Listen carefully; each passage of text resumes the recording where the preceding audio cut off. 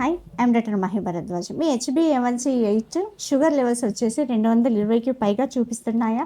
ఏ diet follow అయినా, ఏ tablet వేసినా తగ్గడం లేదా? అయితే మీకోసమే ఇది.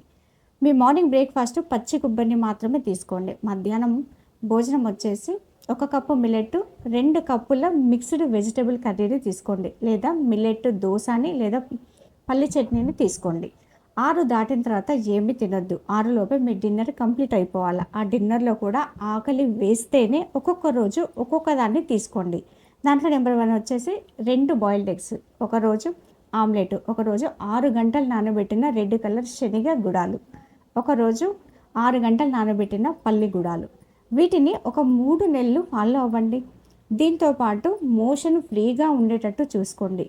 ప్రతి వారము మీ స్టమక్ను వాష్ చేయండి. 6 నుంచి 7 గంటల క్వాలిటీ నిద్ర ఉండేటట్టు చూసుకోండి. 100% గ్యారంటీ నాది. షుగర్ నార్మల్కి వస్తుంది. మీకు ఎలాంటి డౌట్ ఉన్నా కామెంట్ రూపంలో తప్పకుండా తెలియజేయండి.